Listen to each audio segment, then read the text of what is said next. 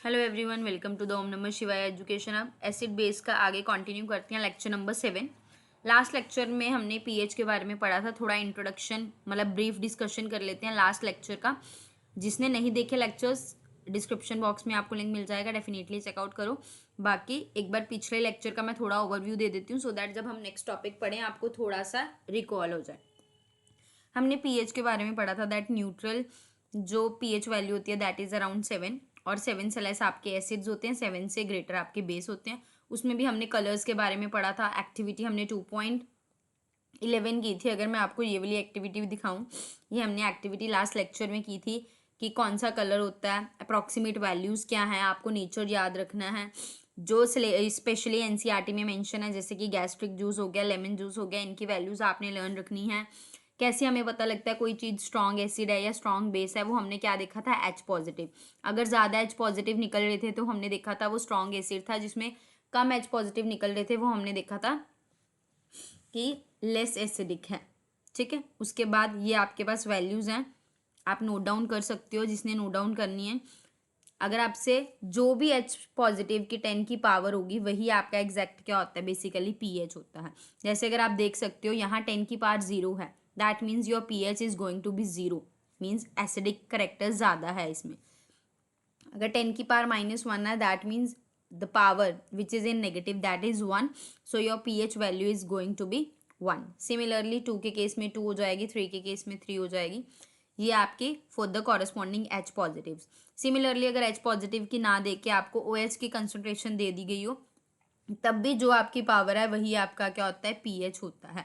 ये P O corresponding P मतलब आपकी जो होगी वो ओ एच की होगी, और ये आपका पी एच की होगी। ये आपको कॉरेस्पॉन्डिंग इस तरीके से वैल्यूज़ हमने लर्न देखी थी।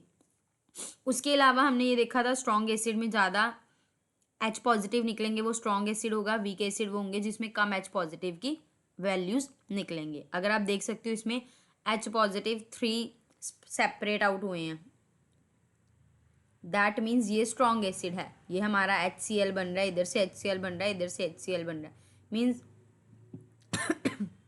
सॉरी जो आपका HCl है वो किस कैटेगरी में आता है, स्ट्रॉन्ग एसिड की। वही अगर हम देखें CH3COH है, इसमें भी 3 मॉलिक्यूल्स, बट ये अटैच है, इन्होंने एच पॉजिटिव रिलीज नहीं किए। एच पॉजिटिव की कंसनट्रेशन इसमें कम है, दैट मीन्स ये किसके कॉरेस्पॉन्डिंग है, ये आपका वीक एसिड के कॉरेस्पॉन्डिंग है। More the value of H positive more will be the acidic, यही हमने पढ़ा था लास्ट लेक्चर में। उसके अलावा ये लास्ट लेक्चर का ही ओवरव्यू है, ये मैं आपको लास्ट लेक्चर, इसको आपको ऐसे पढ़ने की नीड नहीं है, ये छोड़ सकते हो। अब हम नेक्स्ट टॉपिक पे चलते हैं जो हमारी आज की क्लास का मेजर टॉपिक है, that is importance of pH in your everyday life. आपके एवरीडे लाइफ में पीएच की क्या इंपॉर्टेंस है। Let's start with the NCERT discussion. एक बार एनसीईआरटी डिस्कशन कर लें, उसके बाद जो लेक्चर को वाइंड अप जैसे हम आगे करते हैं वैसे हम लेक्चर को वाइंड अप करेंगे।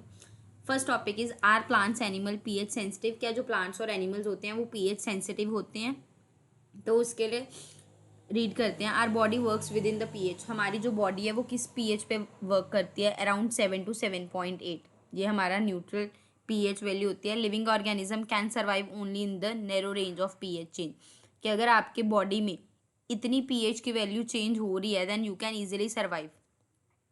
When pH of rain water is less than 5.6। अगर हम कह देते हैं वाटर का, रेन वाटर जो हमारी बारिश होती है उसका पीएच वैल्यू 5.6 से कम आ जाए, दैट मीन्स वो रेन एसिड है। वो कैसी रेन है, एसिडिक रेन है। व्हेन एसिड रे फ्लोज इनटू द रिवर, वही एसिड रेन जब पानी में जाती है, रिवर्स में जाती है, वो रिवर वाटर का भी पीएच क्या कर देती है, लो कर देती है। तो जो एक्वेटिक एनिमल्स होते हैं, जो पानी के अंदर रह रहे होते हैं जीव इन द रिवर्स, उनके लिए रहना, सर्वाइव करना क्या हो जाता है, डिफिकल्ट हो जाता है। अगर हम एसिड्स देखें अदर प्लैनेट्स में, the atmosphere of Venus is made up of thick white and yellowish clouds of sulphuric acid. जो वीनस है उसका जो एटमॉस्फेयर है वो आपका yellowish and white clouds of sulphuric acid से मिलके बनता है। And sulphuric acid is a strong acid, so it can not possible to survive on that planet. Next is what is pH of soil in the backyard. जो आपके backyard में soil होती है उसका पीएच पूछ रहे हैं, क्या उसका पीएच क्या होता है। So plants require a specific range. Plants को भी क्या ग्रोथ करने के लिए स्पेसिफिक रेंज चाहिए पीएच की। टू फाइंड दैट रेंज, हमें उस रेंज को फाइंड आउट करने के लिए कि कैसे प्लांट की ग्रोथ हेल्दी हो रही है या नहीं, you can collect the soil. आप क्या करोगे, सॉइल कलेक्ट करोगे जगह जगह से from the various places and check the pH in the manner describe in the activities. फिर जो हम अगली एक्टिविटी करेंगे, जैसे उस एक्टिविटी में डिस्क्राइब है उस हिसाब से आपने उसकी पीएच वैल्यू कैलकुलेट करनी है। Also you can note down which plants are growing in the region from which they have collected. और फिर आपने देखना है जो आपने सॉइल कलेक्ट की है किस रीजन से कलेक्ट किया है और वहाँ पे कौन कौन से प्लांट्स है, कैसे कैसे है, वो सारा आपने क्या करना है, नोट डाउन करना है, रिजल्ट देखने हैं। अब एक्टिविटी करते हैं सो दैट आपको इस टॉपिक की और क्लैरिटी हो जाए। एक्टिविटीज़ के लिए मैं आपको पहले भी बोलती हूँ, please bring your notebooks, specially books open करके रखो, as well as bring your pen along with your book, so that जो भी आपके पास आई जाए वो आप नोट डाउन करते रहो एक्स्ट्रा पॉइंट्स, सो दैट आपको वेन एवर दोबारा इस टॉपिक को उठाओ तो आपको प्रॉब्लम ना हो। तो करना क्या इस एक्टिविटी में, देख लो। Put 2 gram of soil in the test tube. आपने कोई भी बैकयार्ड से सॉइल ले ली, 2 ग्राम के सॉइल ले ली, उसको एक टेस्ट ट्यूब में डाल दिया और उसमें फिर 5 ml वाटर को ऐड करना, शेक। फिर आपने कंटेंट को, मतलब वाटर और सॉइल के कंटेंट को अच्छे से शेक करना है। फिर कंटेंट को फिल्टर आउट कर देना है, किसकी हेल्प से, फिल्टर पेपर की हेल्प से। और जो आपका फिल्ट्रेट बचेगा उसको आपने क्या करना है, कलेक्ट करना है। फिर आपने उसका पीएच चेक करना है जो आपका फिल्ट्रेट बचा होगा with the indicator, universal indicator है। एक बार मैं आपको रिकॉल करवा देती हूँ। यूनिवर्सल इंडिकेटर में हमने देखा था एसिड्स में आपका जो कलर आता है वो रेड, ऑरेंज, येलो के पास आता है, बेस में आपका ब्लू, पर्पल एंड वॉयलेट के पास आता है, और न्यूट्रल में आपका ग्रीन के पास कलर देखने को आपको मिलेगा। ठीक है, उसके अलावा what do you conclude about the ideal soil pH for the growth of plants. अब आपने कंक्लूड क्या करना, आप क्या कंक्लूड करोगे कि कितना आइडियल सॉइल का पीएच वैल्यू होनी चाहिए ताकि प्लांट इजीली ग्रोथ कर सके।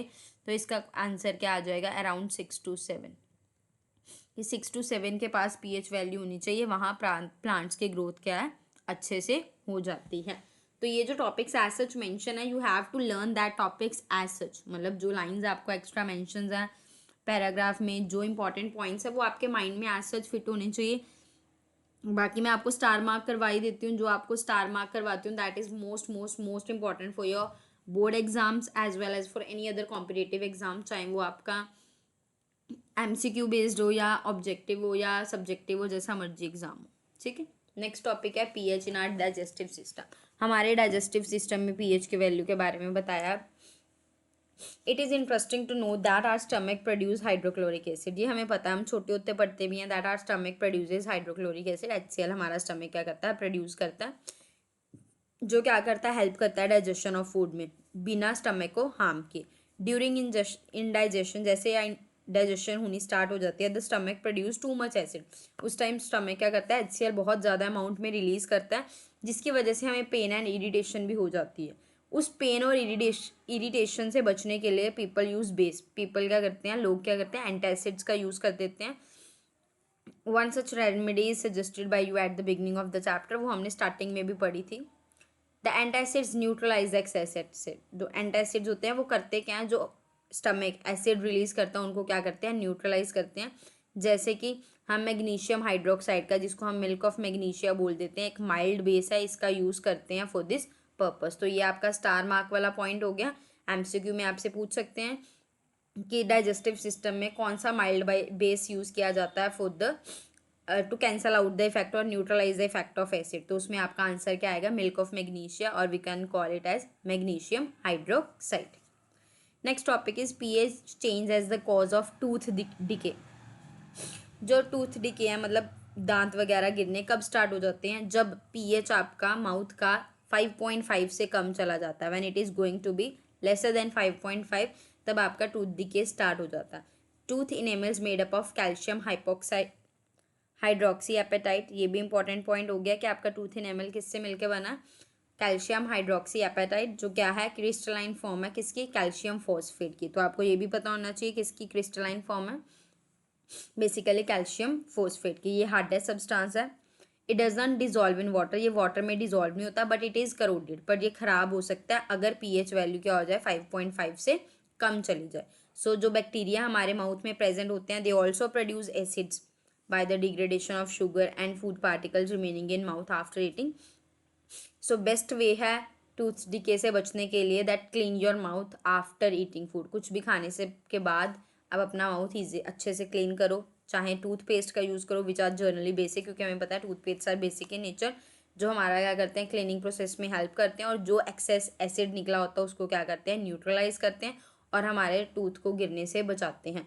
तो ये एज सच पूरा पैराग्राफ इंपॉर्टेंट था। कुछ भी क्वेश्चन जो ये आपको ब्लैक लाइंस नज़र आ रही हैं, either it is are plants and animals pH sensitive, next is what is the pH of soil in the backyard, digestive system, tooth decay, ये as such lines आपके क्वेश्चन में वाई करके आ जाती है। ठीक है, so you have to learn all the paragraph as it is, या अंडरस्टैंड कर लो so that you can write accordingly. जैसे भी आपके पास एग्जाम में क्वेश्चन आएगा you can write accordingly. Okay, next is self defence by animals and plants through the chemical warfare. Have you ever been stung by a honey bee? क्या आपको कभी honey bee ने स्टंग किया? मतलब like हम कहते हैं ना जो येलो वाली बीज होती हैं वो आपको काट लें, आपको फुल आवट हो जाती है उस जगह पे, आपको उसको ख़त्म करना चाहिए, अदरवाइज आपको पेनिंग एंड ऑल शुरू हो जाती है। बी स्टिंग भी क्या होती है? एसिड रिलीज करती है जिसकी वजह से हमें पेन और इरिटेशन होती है।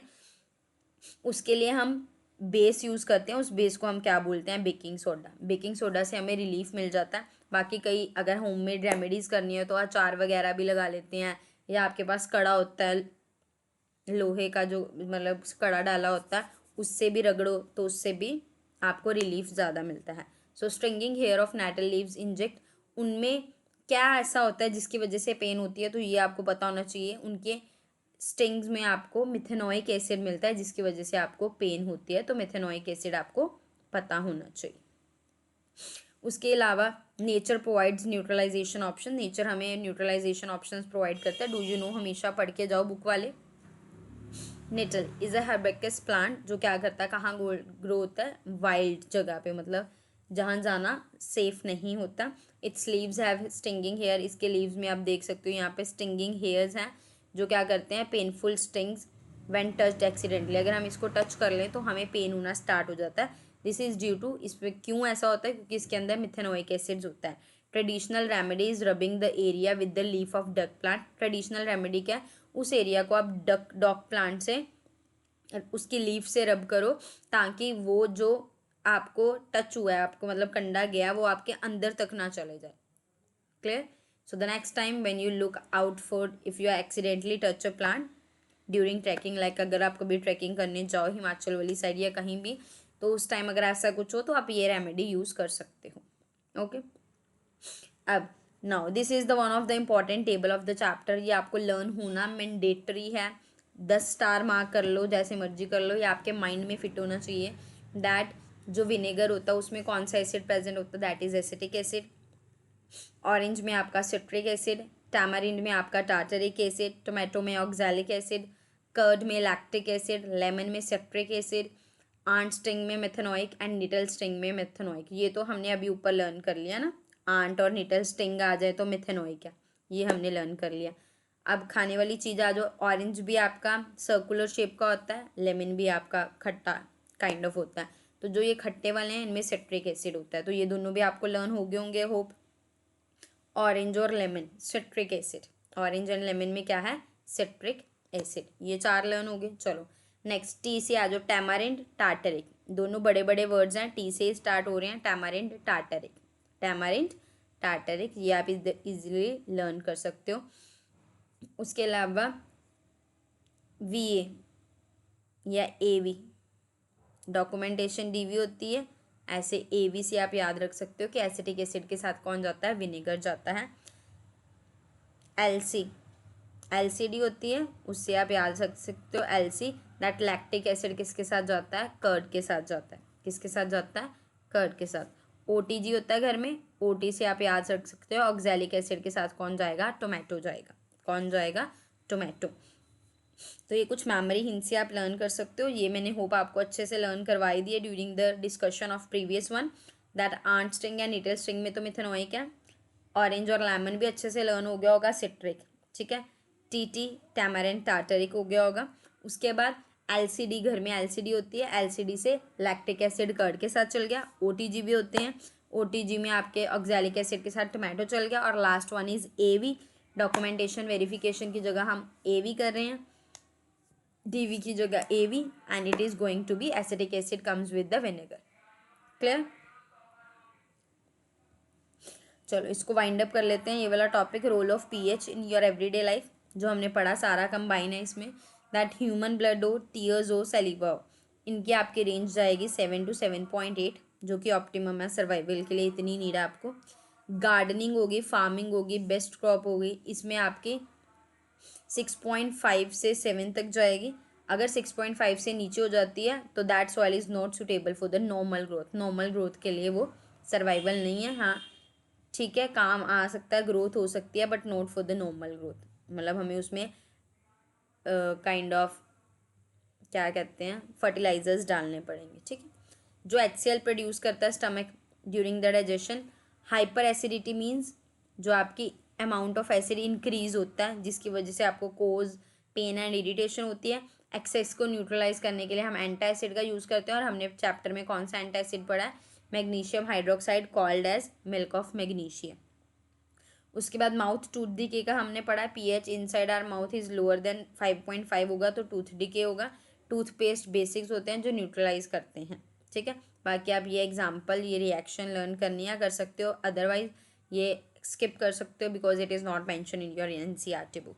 ठीक है, उसके बाद स्ट्रिंग्स में हमने देखा था मिथेनोइक एसिड होता है जिसकी वजह से पेन होता है, उसको भी सही करने के लिए हम एल्कलाइन सोल्यूशन का करते हैं। ये लास्ट लेक्चर में हमने कर लिया था। ये भी हमारा हो चुका है टॉपिक डन। जिसने नहीं देखे please check out the previous ones, videos देख लेना ताकि आपको कोई प्रॉब्लम ना हो। फिर हमारा अब सॉल्ट वाला टॉपिक रह गया, last topic more about salts. Salts के बाद हमारा चैप्टर ये वाला बिल्कुल वाइंड अप हो जाएगा। जैसे हमने metals and non metals cover कर लिया, उसके बाद आपका ये भी चैप्टर ख़त्म हो जाएगा। Then we shift to the next chapters. Okay, ये नेक्स्ट वीडियो में मिलते हैं, तब तक के लिए आप इतना अच्छे से प्रिपेयर करके रखो। Thank you so much.